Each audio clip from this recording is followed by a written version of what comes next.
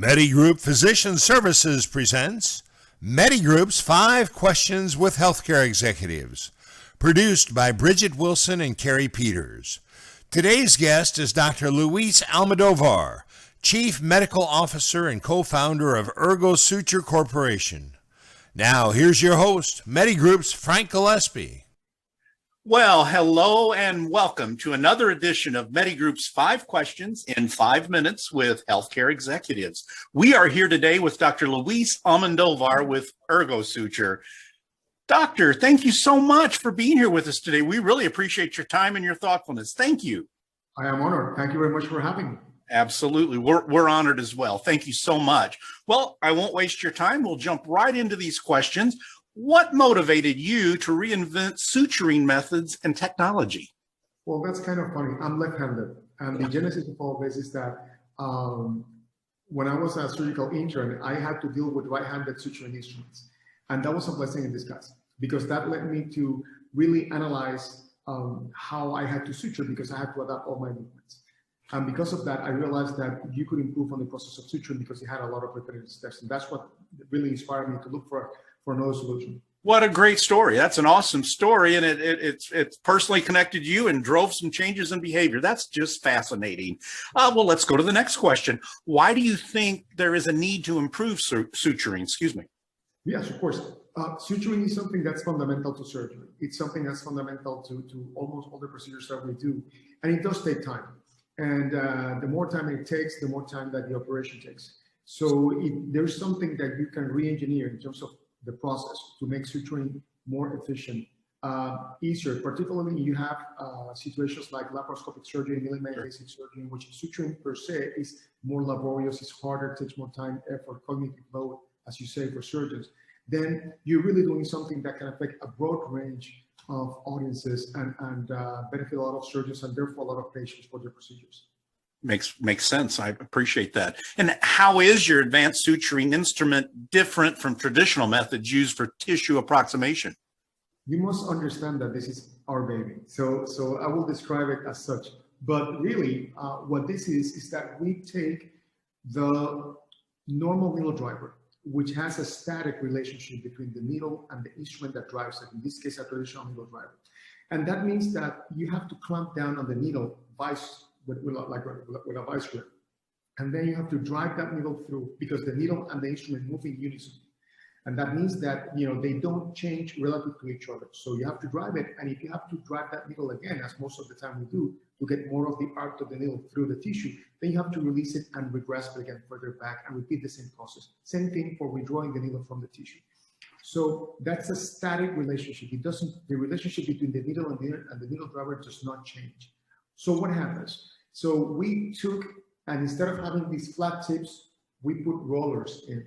And those rollers allow us to clamp down on the needle. But even if we're clamping down on the needle, you can roll those rollers and they will basically roll that needle through the tissue. And in doing so, you establish a dynamic relationship between the needle and the needle driver. Something that did not exist before in the architecture of a regular needle driver. And that's what we're doing. And that's how we improve suturing by changing the fundamental mechanics of how the needle and the needle driver behaves. So you can change the paradigm of how you can drive a needle through tissues.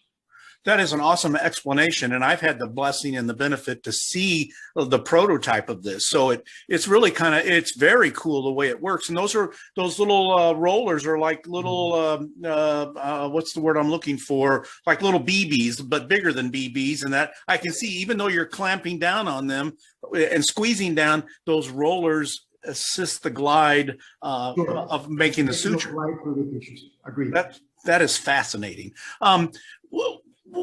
But how is your advanced suturing instrument different from traditional methods used for tissue approximation? Sure, because not only that it allows you to create a dynamic relationship, which per se, it creates a significant improvement on the mechanics of suturing, but Gotcha. The design is versatile enough to allow needle driving in multiple planes.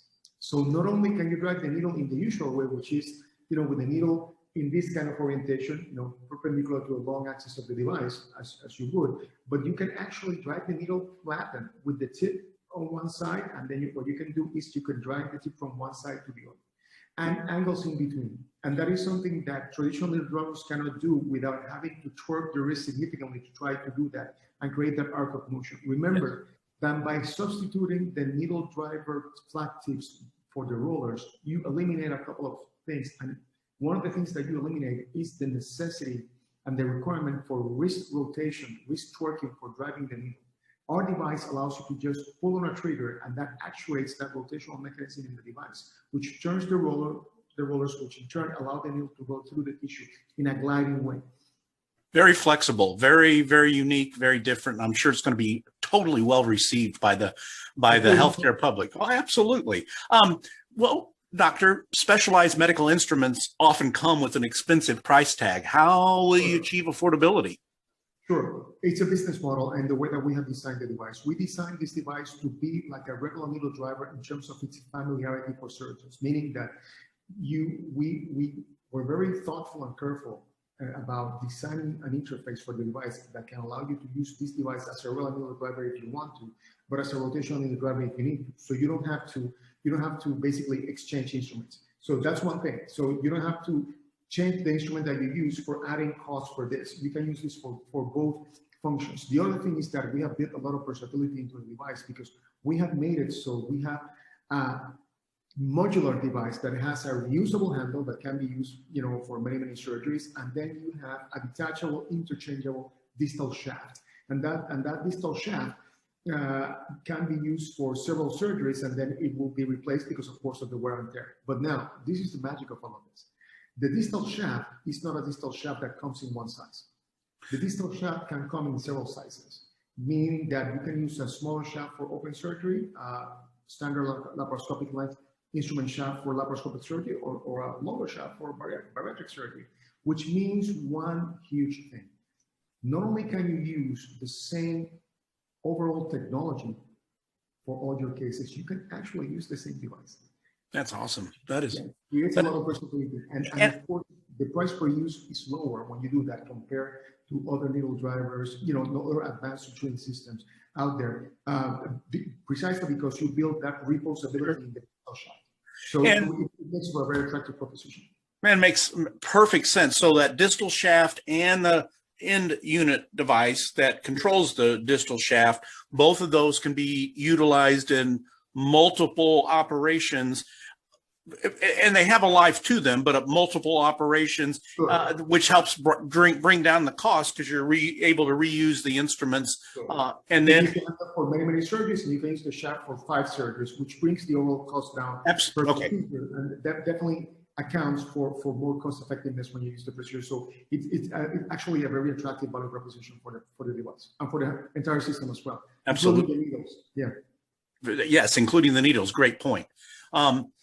Doctor, tell me, and this is the last question. You've been very patient. Thank you so much. Tell us about, and it's been very interesting too, tell us about your training module for upskilling healthcare workers to use your device. There's got to be a training modality there.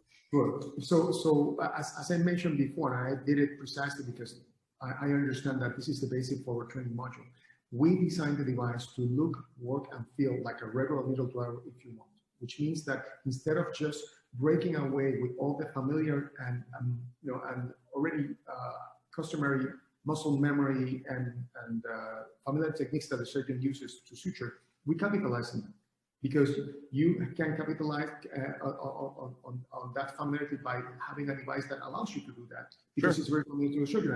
I mean, functions just as a regular laparoscopic needle driver. Now, because of that, then it's little more training to basically use the rotational system. It's about pulling a trigger and making sure that you get familiar with that. We have seen that the surgeons that have used it in cadaver labs and other training or demonstration sessions, get very familiar with it very soon. And of course, we don't know yet how much this device will do. We are clearly cognizant of the fact that many things can and will be done with this device according to the need of the surgeons, and they will find ways of using it and training themselves on using it. But the required training for this actually is quite low. We understand that we have seen the familiarity of it, and it doesn't take that long to get used to it. So it's one training session, less than an hour, I would say.